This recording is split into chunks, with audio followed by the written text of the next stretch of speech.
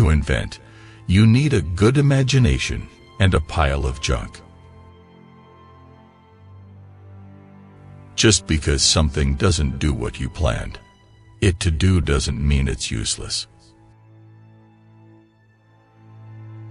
Your worth consists in what you are and not in what you have.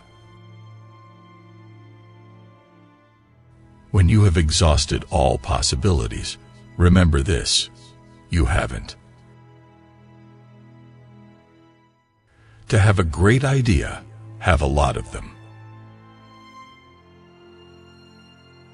Many of life's failures are people who did not realize how close they were to success when they gave up. Results. Why, man, I have gotten a lot of results. I know several thousand things that won't work. Genius is 1% inspiration and 99% perspiration. Nearly every person who develops an idea works at it up to the point where it looks impossible, and then gets discouraged. That's not the place to become discouraged. Unfortunately, there seems to be far more opportunity out there than ability.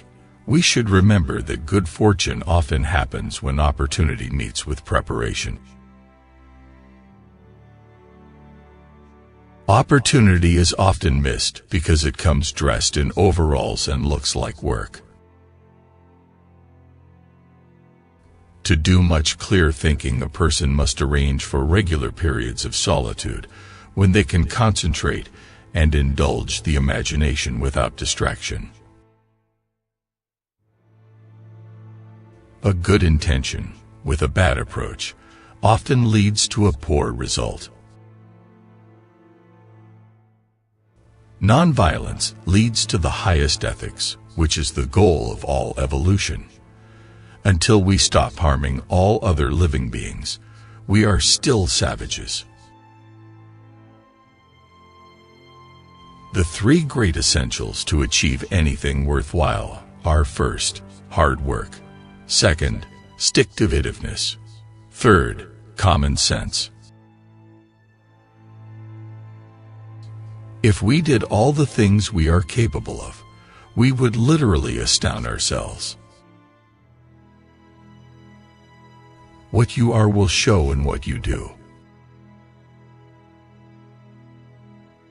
We will make electricity so cheap that only the rich will burn candles. There is no expedient to which a man will not go to avoid the real labor of thinking. Nature is truly wonderful. Only man is truly foul. There's a way to do it better. Find it.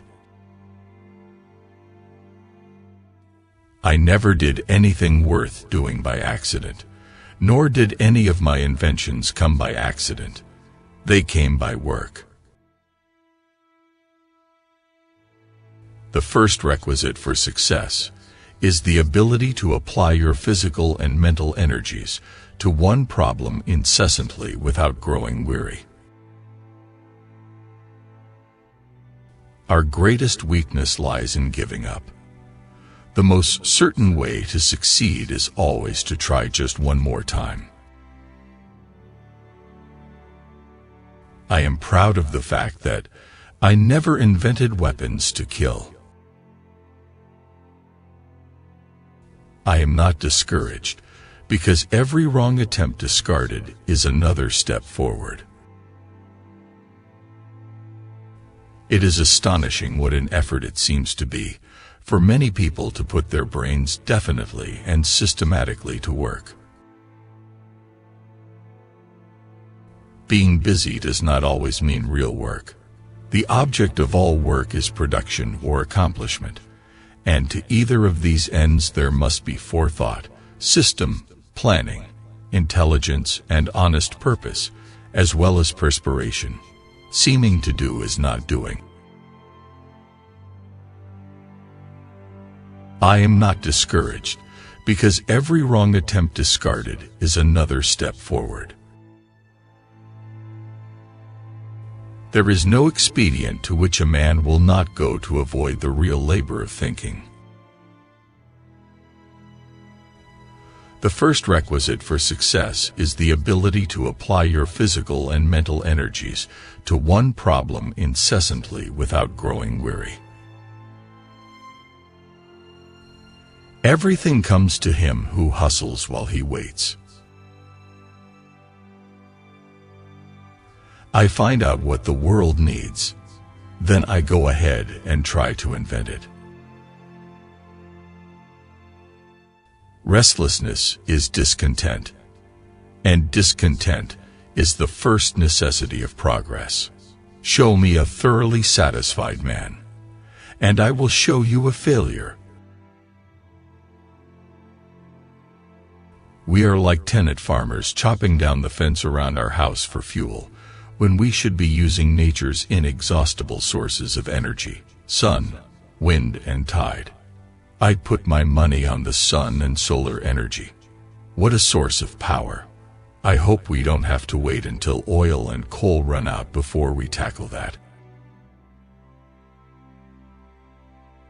I have friends in overalls whose friendship I would not swap for the favor of the kings of the world. I start where the last man left off. I have not failed. I've just found 10,000 ways that won't work. I never did a day's work in my life. It was all fun. One might think that the money value of an invention constitutes its reward to the man who loves his work. But I continue to find my greatest pleasure, and so my reward, in the work that precedes what the world calls success. Being busy does not always mean real work. The object of all work is production or accomplishment, and to either of these ends there must be forethought, system, planning, intelligence, and honest purpose, as well as perspiration. Seeming to do is not doing. Nearly every person who develops an idea works at it up to the point where it looks impossible, and then gets discouraged. That's not the place to become discouraged.